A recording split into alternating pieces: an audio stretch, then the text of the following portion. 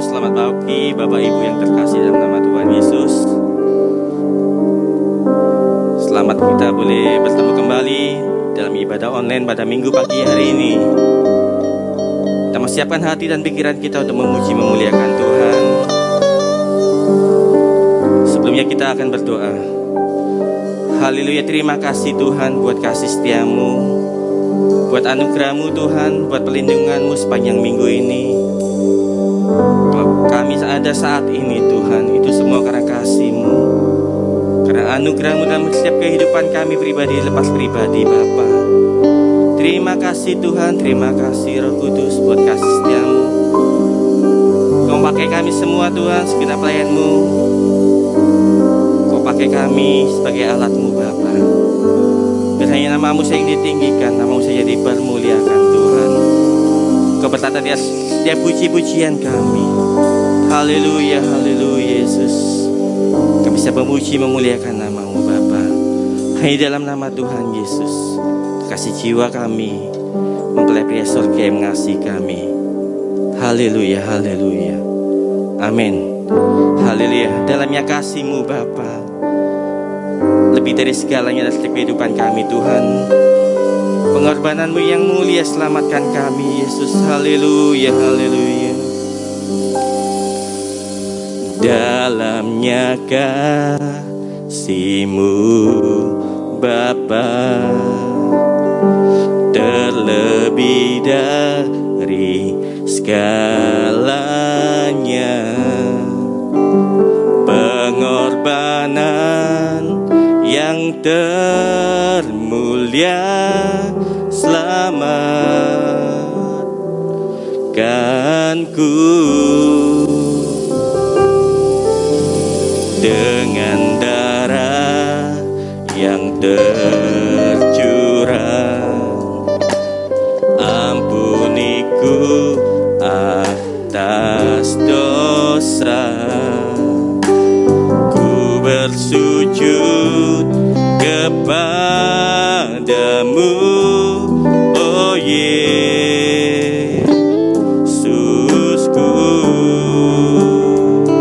Engkau ku sembah, Kau yang terindah. Pulihkanku dengan darah-Mu. Engkau ku sembah, Bapa mulia. Seumur hidupku ku mau menyembah-Mu. Dalamnya kasih-Mu Bapa, dalamnya kasih-Mu Bapa, terlebih dari segalanya, pengorbanan yang termulia selamatkanku. Dengan darah yang tercurah,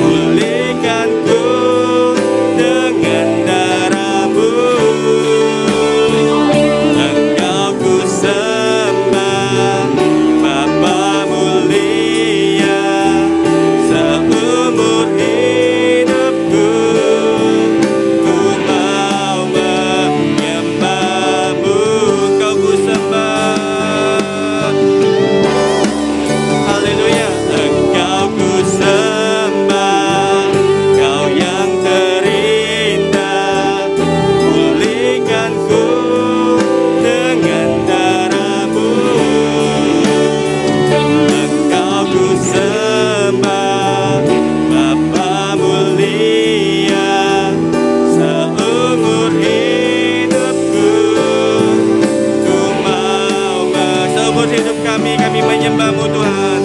Haleluya. Seumur hidupku ku mau menyembah-Mu. Hidupku ku mau menyembah-Mu. Haleluya Yesus. Haleluya, haleluya. Haleluya. Setiap kehidupan kami Tuhan, seluruh kehidupan kami boleh menyembah-Mu Yesus. Seumur hidup kami boleh memuji, memuliakan nama-Mu. Seumur hidup kami boleh menyenangkan hati-Mu Tuhan. Haleluya, haleluya Yesus. Hanya Engkau yang patut kami sembah, hanya Engkau yang patut kami tinggikan Tuhan. Haleluya, haleluya, haleluya. Engkau sudah menebus dosa-dosa kami Tuhan. Darah-Mu tercurah atas kami Bapa. Haleluya, haleluya. Terima kasih Tuhan. Haleluya, haleluya, haleluya Yesus. Haleluya, haleluya, haleluya. Kau tuh sembah Tuhan. Haleluya, haleluya. Haleluya, haleluya. Haleluya Yesus. Haleluya, haleluya Bapa. Kau Allah kami, Kau Raja kami Tuhan. Kau Raja kami yang kami tinggikan, yang patut kami muliakan Bapa. Haleluya, haleluya. Dimuliakan, ditinggikan nama-Mu Tuhan. Dimuliakan,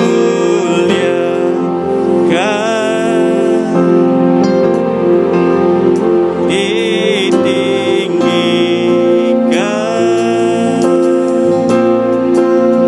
Yesus Tuhan,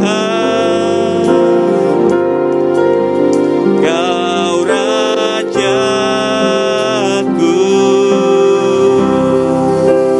yang bertahta,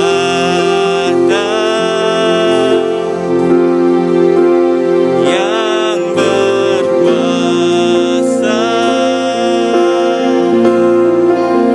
Yesus Tuhan, Kau Rajaku. Dimuliakan, ditinggikan. Haleluya. Dimuliakan, haleluya. Ditinggikan.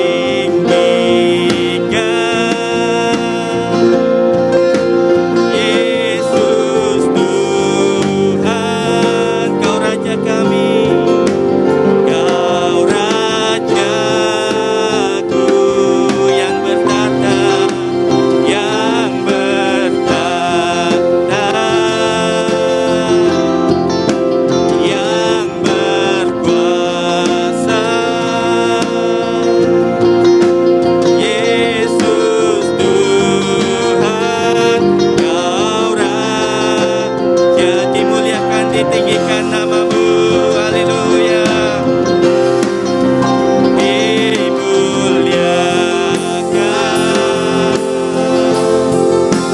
ditinggikan.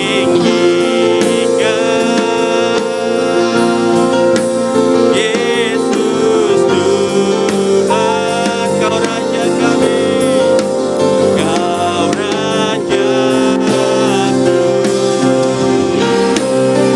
yang bertahta. Haleluya. Yang berkuasa. Yesus Tuhan, Kau Raja. Dimuliakan, ditinggikan. Haleluya. Dimuliakan, ditinggikan. Yesus Tuhan, Yesus Raja kami. Kau Rajaku yang bertahta, yang berkuasa, yang berkuasa.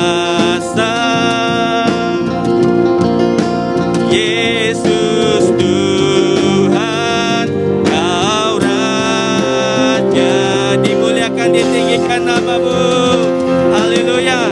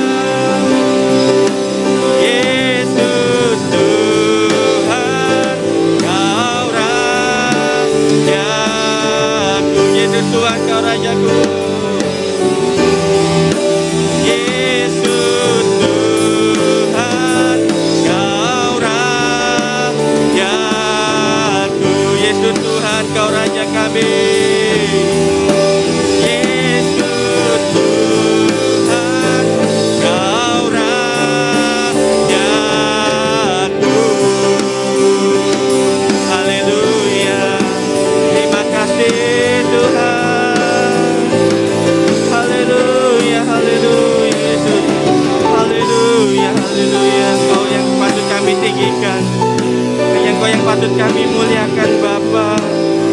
Haleluya, haleluya, Kau Tuhan dan Raja kami. Haleluya, haleluya, Yesus.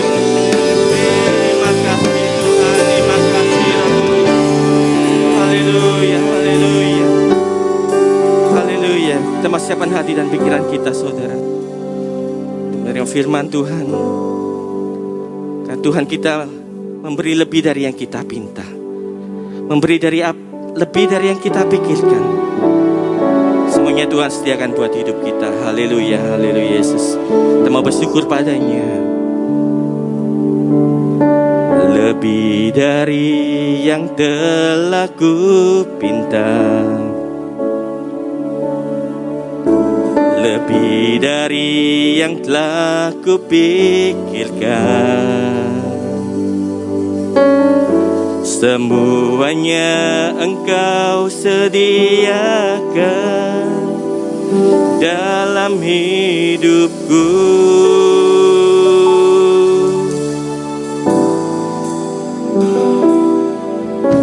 Tidak dapat aku mengukurnya, atau dapat aku menghitungnya.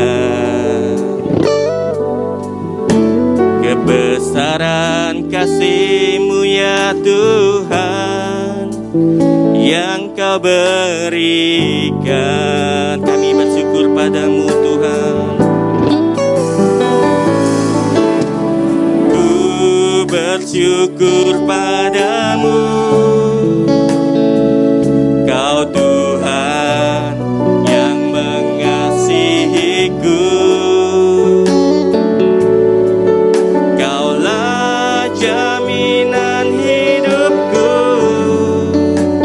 Hati-Mu ada bagiku. Ku bersyukur padamu, Kau Tuhan yang mengasihiku. Kau jadikan hidup ini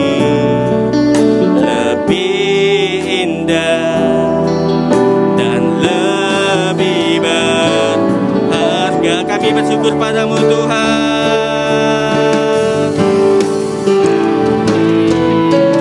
Ku bersyukur padamu, Kau Tuhan yang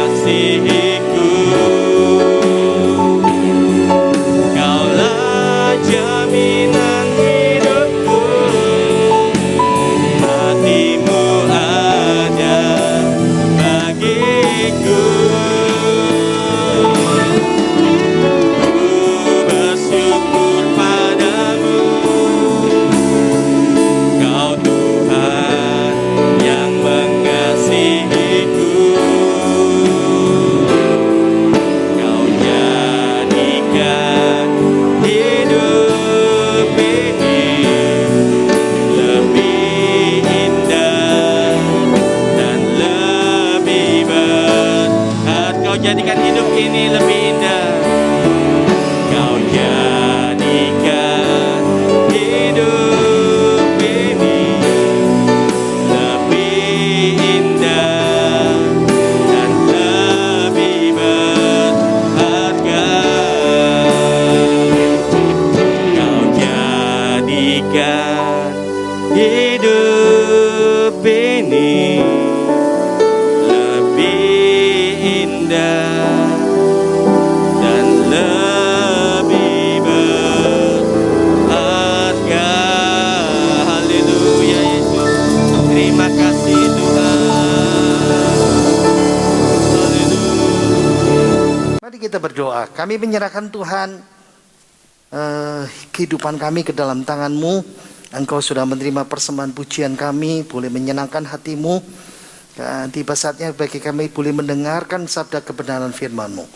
Ini hamba-Mu yang penuh kelemahan, kekurangan, keterbatasan. Kiranya Engkau boleh menyatakan isi hati-Mu ya Tuhan. Dan kami tahu Engkau ada di tempat di mana kami berada dalam ibadah online ini.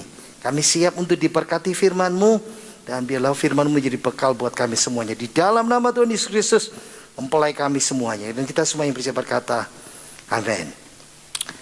Shalom, selamat hari Minggu.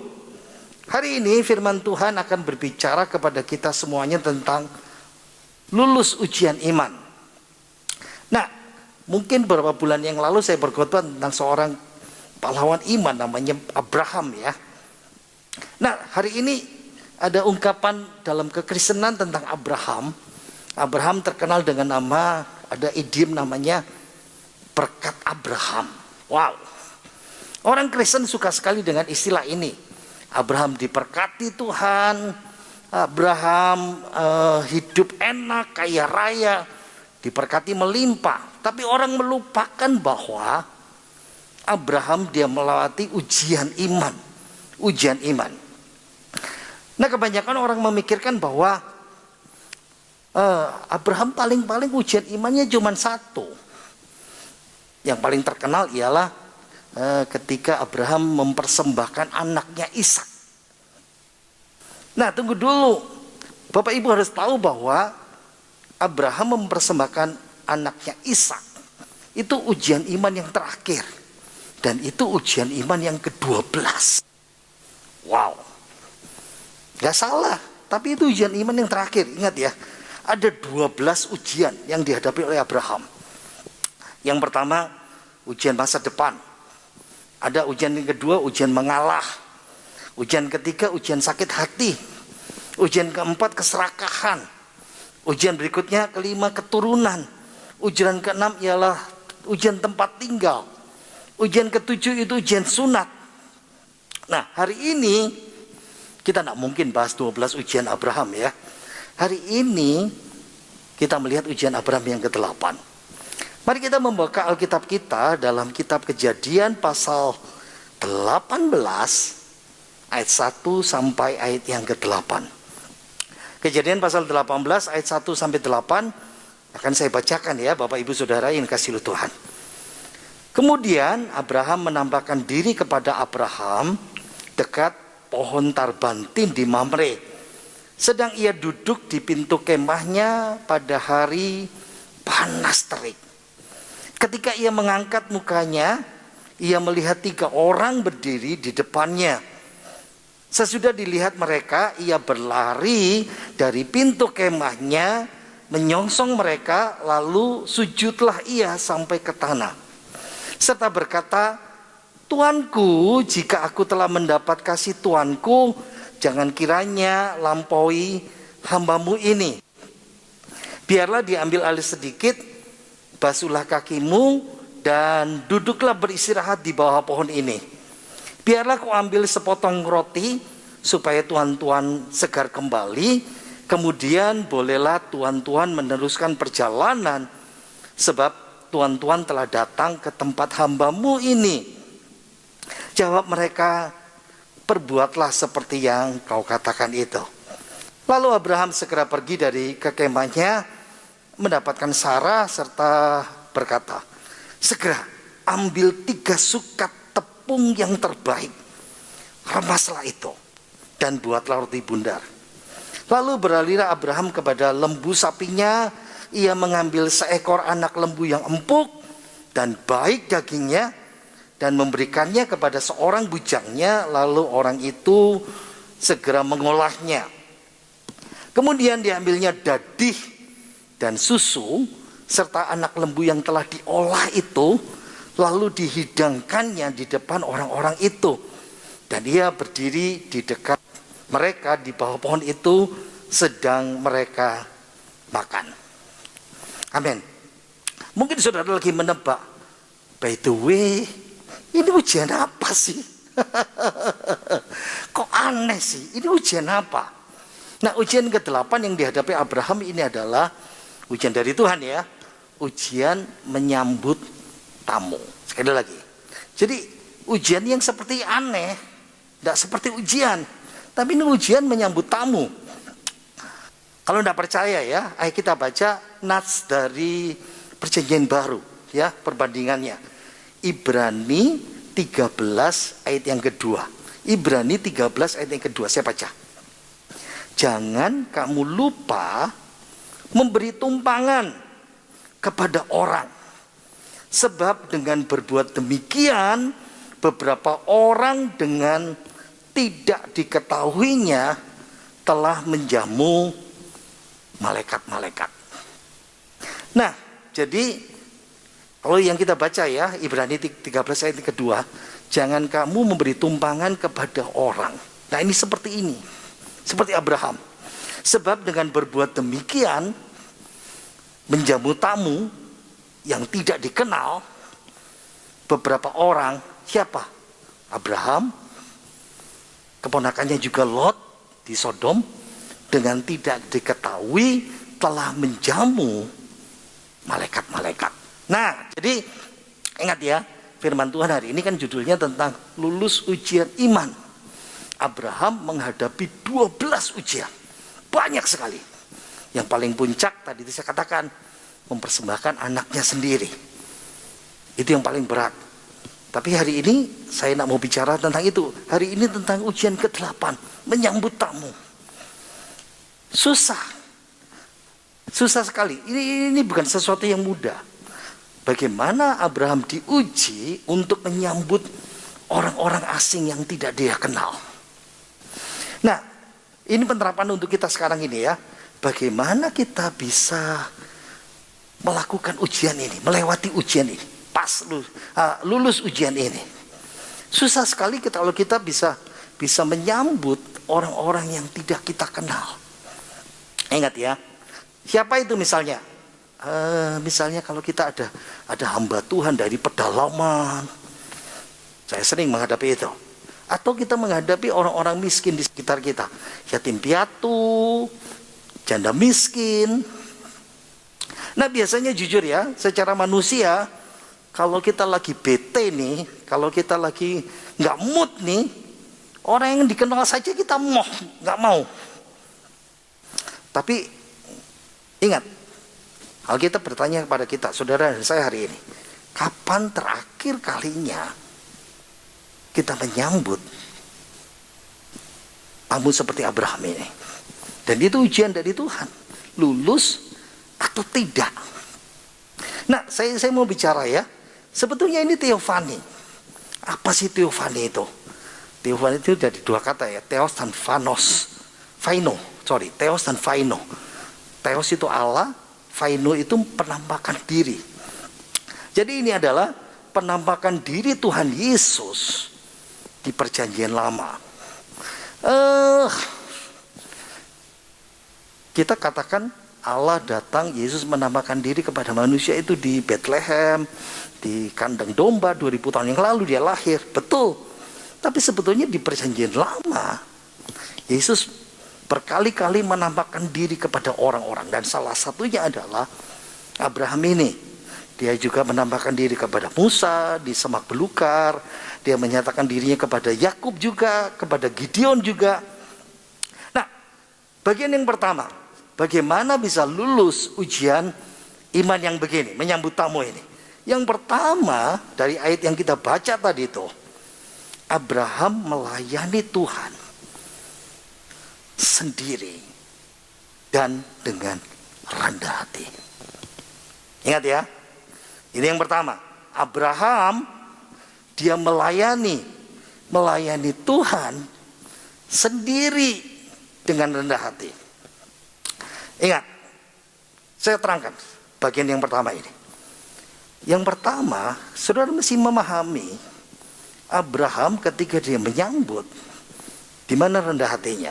Beberapa hal yang saya katakan ini. Yang pertama, ketika dia datang, gini, yang paling mudah.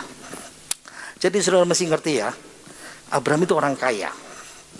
Jadi jangan memikirkan ceritanya Abraham lagi siang hari panas-panas, dia di kemahnya, dia lagi lele ya bahasa Surabaya, karena panas terik.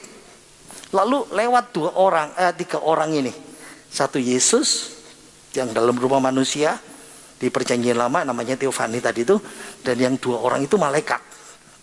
Gini, jadi bukan orang itu lewat persis di depan Abraham, lain. Ingat ya, Abraham ini orang super kaya raya, dia sheikh yang kaya raya. Ingat ya, kalau sekarang orang bilang sultan. Kenapa? Dia punya 300 hamba pegawai. Jadi kalau ini kemahnya Abraham punya kemah sendiri, istrinya ada kemah lagi, dan sekitarnya itu hamba-hambanya yang 300. Jadi ketika tiga orang ini lewat, itu bukan persis di depan Abraham, tapi dari jauh. Makanya dari yang kita baca ini, Abraham lihat, karena dia di tengah, di center, di sampingnya kemahnya istrinya, di sekitarnya pegawai-pegawainya yang 300. Jadi Yesus yang menampakkan diri dengan dua malaikatnya itu lewat. Itu bukan persis di depan Abraham, tapi di pinggir. Apa yang Abraham lakukan? Dia berdiri, dia berlari. Oh, tunggu dulu. Abraham ini bukan pemuda yang masih muda 20-30 tahun bisa lari. Bukan juga seumuran saya yang 50 tahun. Abraham umurnya 99 tahun. Opa 99 tahun. Berdiri, lari, menyambut tamu itu, lalu sujud sampai mukanya sampai tanah. Wow. Saya membayangkan orang super duper kaya raya seperti ini. Sebetulnya kalau Abraham, dia bisa minta, dia punya kepala budak ya, namanya Eliezer. Mungkin saya membayangkan ini kemah Abraham, ini kemah istrinya, yang sebelahnya kemah Eliezer. Tinggal panggil, Eliezer sini. Itu ada tamu, coba dilayani. Itu sopan. Dia bos, dia suruh orang kepercayaannya untuk melayani tamu, itu sopan, kesopanan. Tapi lebih daripada itu, Abraham memilih dia sendiri yang melayani. Wow. Tidak pernah ada orang bos super kaya raya gini yang mau melayani seperti ini. Di masa itu, dia pasti suruh orang pegawainya. Saudara pernah melihat ya, saya pernah mengamati lagi makan di tengah restoran baru, lalu tiba-tiba satu orang ini marah-marah. Ya, kalau saya bilang OKB, tahu ya, orang kaya baru di restoran karena tidak cocok dilayani sama waiter yang dianggap dia nggak sopan, kurang tanggap. Wah, marah-marah. Karena saya sedikit mengenal orang-orang yang seperti ini. Nah, kebetulan yang makan di depan itu kelihatan, saya tahu itu. Ingat ya, ketika orang mulai sedikit agak tinggi hidupnya, diangkat Tuhan, harkat hidupnya diberkati, bisa seperti itu. Ada seorang anak SMA. Anak SMA ini seperti ini, nah seperti gereja kita ya di Logos ini. Setiap hari Sabtu dia datang ke gereja, sore-sore dia ambil sapu, Dia ambil lap-lap kaca, dia lalap kursi, dia lalap mimbar, semuanya musik. Jadi cleaning service. Sampai dia lulus SMA, dia kerjakan, dia kuliah lagi. Dan kuliahnya nggak main-main, kuliah kedokteran. Sampai dia lulus 5 tahun jadi dokter. Bahkan sekarang sudah praktek. Setelah jadi dokter muda dan praktek, dan punya tempat praktek sendiri, gembalanya datang sama dia. Nyo, karena biasa dipanggilnya ya. Nyo, kamu kan sudah dokter, sudah praktek. Stop saja pelayanan tersembunyi ini. Tidak ada orang tahu di gereja. Tapi si Nyo yang dokter ini sekarang berkata begini, Om, ini bagian di mana hidup saya melayani Tuhan. Saya janji kepada Tuhan dari zaman SMA sampai sekarang jadi dokter. Dan biarkan Tuhan memberkati saya dan menolong saya untuk rendah hati seperti ini kepada Tuhan. Wow. Pernahkah saudara membayangkan orang-orang yang seperti ini? Yang kedua, ingat ya, bagian yang pertama tadi itu. Kenapa Abraham bisa lulus? Karena dia melayani Tuhan sendiri dengan rendah hati. Ini yang pertama. Nah yang kedua, bagaimana Abraham bisa lulus ujian ini? Abraham melayani Tuhan dengan segera. Nah ini, speedily. Perhatikan seperti ini ya. Ingat, seperti yang saya bilang tadi itu. Abraham di tendanya sendiri. Karena dia bos besar. Dia syekh kaya raya di padang gurun. Dia sultan. Istrinya punya tenda sendiri. Mungkin di dekatnya ada tendanya siapa namanya? Eliezer, hambanya, pemimpinnya. Lalu di sekitarnya mengelilingi dia. Karena posisi mesti dilindungi. Saya membayangkan kalau jadi Abraham. Kalau tanda petik sedikit malas. Mungkin ini kan ingat ya. Waktu tengah hari panas. Di daerah savana, padang rumput. Cuman ada sedikit 1-2 pohon. Makanya di dekat pohon tarbantin besar di Mamre. Nah itu pada masa Abraham itu pohon keramat. Pohon yang dikeramatkan orang. Jadi Abraham itu melihat mungkin sekitar 50 meter dari tempatnya kemahnya. 3 orang itu lewat. Abraham bisa berpura-pura, aduh panas, atau pura-pura nggak lihat. Tapi apa yang dia lakukan? Man of faith. Orang beriman ini, bapak orang beriman ini tidak menunda-nunda untuk melayani Tuhan. Segera. Apa sih penerapan untuk kita? Ingat ya, kadang-kadang kita seperti ini loh. Suatu ketika kadang-kadang kalau kita digerakkan sama Tuhan, ya, ingat ya, dalam hati kita kan punya Roh Kudus. Tiba-tiba Roh Kudus menggerakkan kita untuk sesuatu. Wah, ingat ya, momentum itu jangan pernah ditunda. Segera apa yang saudara kerjakan dalam kehidupan saudara yang Roh Kudus gerakan dalam hati kita, cepat dikerjakan. Ingat, ini prosesnya ya. Lihat ayat 2. Di tenda panas-panas. Dia lihat, ingat ya, lihat dari jauh. Ayat 2, dia segera lari menyambut tamu. Saya katakan balik lagi, ingat ini opa umur 99 tahun. Dan opa ini adalah sultan. Ayat 6. Setelah ketemu, setelah mau, dia ayat 6. Segera. Maka saya katakan tadi tuh, segera dia lari ke tempat kemahnya, kemah istrinya, Sarah. Ma, ada tamu. Siapin makanan. Ayat 6. Yang ketujuh, ayat 7, yang ketiga. Setelah istrinya, dia segera pergi ke kumpulan ternaknya. Dia sendiri yang memilih. Dia bisa minta tolong sama pegawai. Ingat ya, dia punya pegawai 300 loh. Mungkin yang jaga ternaknya ribuan itu ada ada mungkin 50 orang, 25 orang.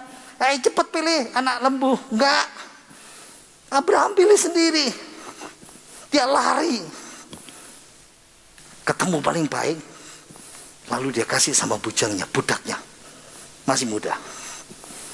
Ingat, ini bukan di ruangan AC yang nyaman seperti di mall. Ini di padang savana di tengah hari yang panas. Dan ingat, istri Abraham itu bangsawan. Sarah itu bangsawan, arti Sarah itu bangsawan, berbudi luhur, princess. Dan istrinya juga mau turun tangan.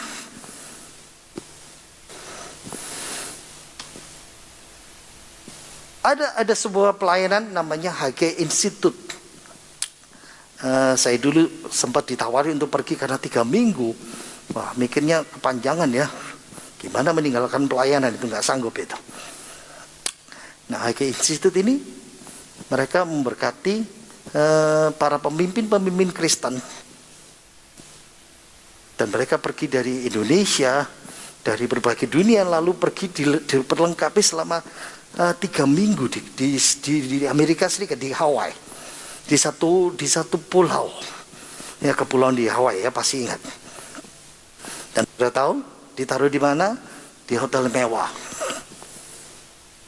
Dan mereka punya pelayanan. Ingat ya, begitu pendeta itu datang, begitu pemimpin Kristen itu datang dari belahan bumi, mereka disambut menerima tamu.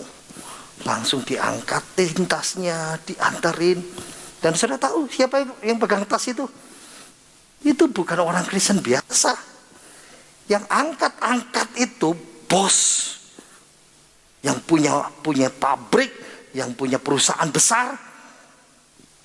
Karena mereka mau melayani Tuhan melalui hamba-hamba Tuhan itu. Wow.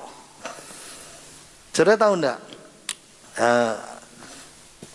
Beberapa tahun yang lalu ketika saya di gereja kami kan ada puasa doa pendeta-pendeta kan. Suatu ketika saya datang ke suatu puasa doa, dan ingat selama 3 hari itu ya, Selasa, Rabu, Kamis, Jumat, selesai perjamuan suci hari terakhir.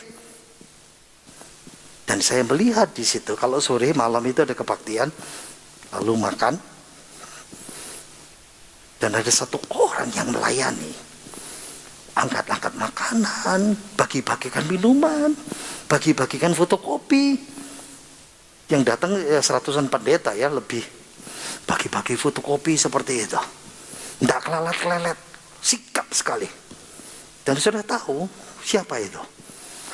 Ini orang yang punya apartemen, punya pabrik. Wah, bos besar. Ingat, yang dilayani ini bukan pendeta sekelas Gilbert Lumindo. Pendeta yang wow, selebritis, enggak. Siapa ini? Pendeta-pendeta desa yang dilayani. Bapak Ibu mesti tahu ya, tiap kali rekaman di tempat ini, ada namanya Pak Rudi Tenggal yang angkat-angkat dan persiapan semuanya ibadah ini. Dan orang tidak bisa lihat. Orang bisa lihat cuma saya yang berkhotbah, yang pemain musik dan WL semuanya. Ingat, ketika kita menjadi orang, masih orang biasa, kadang-kadang kita masih kelelet, jual mahal kalau disuruh Tuhan pelayanan. Abraham, dia melayani Tuhan dengan luar biasa, dengan segera. Yang ketiga, kenapa Abraham bisa lulus? Dia melayani dengan terbaik, the best, terbaik dan melimpah. Lihat, Abraham dia menawarkan Tuhan. Dia nggak tahu itu Allah, dia nggak tahu itu Yesus yang datang dalam ruang manusia di perjanjian lama dan 2 malaikatnya. Abraham datang dan menawarkan istirahat di bawah pohon besar ini. Saya tawarkan air ya untuk cuci kaki, cuci muka, minum. Saya kasih sepotong roti ya. Ingat ya Bapak Ibu, orang di gurun itu punya keramah tamahan itu seperti ini. Umum ya, umum sekali orang nomaden seperti itu. Abraham menawarkan air dan sepotong roti. Keramahan umum. Tapi kenyataannya dia menawarkan apa? Memberikan apa? Pesta. Lihat menunya ya. Ayat yang ke-7. Abraham lari dan cari anak lembu. Apa bahasa Jawa ya? Pedet. Calf bahasa Inggrisnya. Lalu dia suruh hambanya, pegawainya, cepat diolah. Ini daging yang paling, makanya kalau sudah makan steak kan, tenderloin, yang paling empuk. Paling gurih, paling enak. Dibikin sate juga enak. Ingat ya, anak sapi, bukan daging sapi. Itu pilihan mahal itu. Pada masa itu anak sapi itu bakalan supaya ketika dewasa pasti mahal. Saya coba browsing di internet ya, di Google. Berapa sih harga anak sapi? Lokal itu 3 juta. Anak sapi lokalan 3 juta. Tapi si sapi import namanya limusin, kayak mobil panjang gitu ya. Itu 15 juta, anakan saja. Bayangin 3 orang dikasih, saya coba hitung ya, paling enggak 50 kilo. Orang Jawa kita bilang apa ya? Gunggungan ya. Orang sudah bilang nyungkun. 3 orang, anggap aja lah kalau dibikin steak ya seperapatan lah, seperempat kilo. Tidak sampai sekilo. Itu bagus sudahan. Nah, 1 kilo daging kalau kita bikin rawon, nah, dikasih rawon ya. 1 kilo untuk 3 orang cukup itu. Kalau kita sekarang, ini sampai 50-70 kilo. 3 orang saja. Belum selesai. Menu yang kedua, dia suruh istrinya bikin roti bundar. Bapak Ibu mesti ngerti ya, orang sekelas Abraham, dia pasti punya pegawai untuk tukang masak. Bukan istrinya, ya istrinya yang mengawasi semuanya itu pasti. Dan mereka sudah bikin roti bundar, itu seperti apa ya, tepung, lalu diadonin, kasih air, lalu dibakar di panci. Kalau dulu zaman dulu tandur gitu ya. Lalu kayak roti apa ya, roti India Cana itu loh, yang meletak-meletak itu kalau dipanggang gitu ya. Dan mereka sudah siap semuanya, 1 set itu. Tapi itu bikinan pagi, roti dingin, sudah dingin, tapi cukup baik itu, karena itu makanan semua orang 1 hari. Tapi Abraham berkata, jangan, bikin baru. Wow. Dan bikin baru dari 3 sukat tepung yang terbaik. Tahu enggak, 1 sukat itu 12 liter. 3 kali 12, 36. Itu 32,4 kilo. Berarti untuk makan 3 orang, dikasih hampir, bikin roti dari hampir 2 karung terigu. Wow. Yang ketiga, ditawarin air tapi dikasih susu sama dadi. Dadi itu cemah dalam bahasa Ibrani ya. Itu susu kental. Bisa butter atau keju. Susunya bisa susu segar atau yogurt, mungkin dua-duanya. Wow, ditawari air sama roti, dikasih susu segar, dikasih yogurt, dikasih butter, dikasih keju, dikasih daging 1 ekor, dikasih roti dari 2 karung terigu. Dan orang gurun punya pepatah, lawan jadi kawan kalau dijamu makanan lezat. Dan Abraham melakukan itu. Ada catatan masa lalu dari namanya Ugaritic Epic Akkad. Kalau hidangan yang diberikan Abraham ini kepada tamunya yang tidak dikenal, itu hidangan khusus untuk dewa-dewa. Berarti Abraham tahu, menghormati mereka seperti dewa. Dan itu memang betul Tuhan Yesus. Belum selesai. Yang ayat 8. Sesudah dihidangkan, tamu-tamu makan, Abraham berdiri. Wow, kok sepertinya nggak sopan? Salah besar. Abraham sebagai bos besar, sheikh besar, sultan besar, dia melayani sendiri, tapi dia sekarang ketika tamu-tamu makan dia berdiri. Itu sikapnya budak. Kenapa? Kalau tuannya kepingin makan, budak ini masih ada di situ. Begitu tamu itu makan atau tuannya makan, bergerak, dia tahu kepingin apa. Sikap rendah hatinya, sikap melayaninya, menganggap dirinya budak. Wow, saya membayangkan prinsip ini. Perjanjian baru mengatakan kepada kita, berilah sesuatu sesuai dengan kapasitas kita yang ada padamu. Coba belajar seperti Bapak beriman, melatih diri kita melayani dengan cara yang terbaik. Dan Maleakhi mendukung kita. Kadang-kadang kita mempersembahkan yang buruk, yang cacat, yang gak laku, asal-asalan kepada Tuhan. Ingat Tuhan berkata apa? Sebab aku ini Tuhan, Raja Maha Besar. Yang terakhir, Abraham lulus. Dia dapat ujian. Lulus ujian ini. Kalau saudara dan saya lulus ujian ini, berkat yang diterima Abraham sama seperti kita. Yang pertama, dapat gelar baru. Abraham disebut yang kukasihi, my friend, kata Yesaya 41 ayat 8. Yakobus 2 ayat 23 dan 2 Tawarikh 20 ayat 7, sahabat Allah. Wih, coba kalau saudara bisa foto sama presiden. Keren itu. Artis keren. Tapi lebih dari itu Abraham disebut apa? Sahabat Allah. Kenapa? Dia lulus ujian. Melayani dengan rendah hati, melayani dengan segera, melayani dengan murah hati. Itu sebabnya Alkitab mengatakan Abraham sahabat Allah. Yang kedua berkatnya, anak yang ditunggu-tunggu 24 tahun. Itu tahun ke-24. Dan berkata, tahun depan istrimu akan melahirkan. Sarah tertawa. Aku sudah mati haid. Aku tidak punya anak, gimana caranya? Tapi Tuhan berkata, Sarah kamu tertawa. Tapi tetap berkatnya dikasih sama Tuhan. Saudara menunggu-nunggu jawaban doa dari Tuhan. Menunggu mujizat Tuhan. Coba lakukan seperti Abraham ini.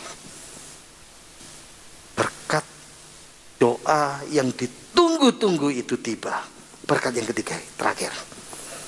Allah buka rahasia kepada Abraham. Apa itu? Allah lagi berpikir ketika selesai dijamah. Apakah aku akan menutupi bahwa aku akan menghancurkan Sodom? Dan Tuhan buka rahasia itu. Aku mendengar di kota Sodom orang sudah berbuat dosa seperti ini. Allah bukakan rahasianya bahwa dia akan menghukum kota Sodom. Dan dibukakan untuk Abraham. Ingat, dalam hidup kita ini banyak rahasia yang kita nggak ngerti. Masalah rumah tangga, masalah pekerjaan, relationship dan semuanya. Tapi Tuhan bukakan itu. Dan Abraham mengerti dan kita mengerti. Kalau kita diuji Tuhan seperti ini, bisa nggak kita lulus? Ayat terakhir saya bacakan. Kolose 3 ayat yang ke-23 dan 24. Apapun juga yang kamu perbuat, perbuatlah ini dengan segenap hatimu, seperti untuk Tuhan dan bukan untuk manusia. Kamu tahu bahwa dari Tuhanlah kamu akan menerima bagian yang ditentukan bagimu sebagai upah. Kristus adalah Tuhan dan kamu hambanya. Mari kita berdoa. Kami bersyukur Tuhan untuk kebaikan-Mu yang sungguh luar biasa. Engkau memberkati kami dalam ibadah kami online ini. Engkau menolong hidup kami supaya kami sungguh-sungguh, meskipun kami beribadah kepadamu online di rumah kami masing-masing. Engkau berkati hamba-Mu yang so melayani. Engkau berkati siapapun dari kami. Dan kami percaya Tuhan, Engkau juga memberkati gereja-Mu di tempat gereja Logos kami. Engkau juga memberkati Ibu Gembala Engkau menyediakan setiap pembela sidang majelis, pelayan-pelayan Tuhan. Dan Engkau juga memberkati seluruh jemaat-Mu. Apapun yang kami butuhkan, Tuhan berkati. Apapun yang kami gumulkan, Tuhan mendengar doa kami. Dan kami percaya Tuhan, kami akan pulang membawa berkat-berkat-Mu. Mari kita buka tangan kita, terima berkat dari Tuhan kita Yesus sendiri. Kiranya rahmat sejahtera dari Allah Bapa kita dan kasih yang pada Tuhan Yesus Kristus dan persekutuan Roh Kudus melimpah dalam kehidupan kita mulai hari ini sampai selama-lamanya. Terima berkat melimpah rohani jasmani dalam pekerjaan kita, rumah tangga kita, kehidupan kita, anak cucu menantu kita. Dan mulai hari ini dan kiranya berkat rohani jasmani dalam nama Tuhan Yesus dalam kehidupan kita sang mempelai surga kita. Dalam nama Tuhan Yesus dan kita semuanya bisa berkata, amin. Tuhan Yesus memberkati kita semuanya. Selamat hari Minggu.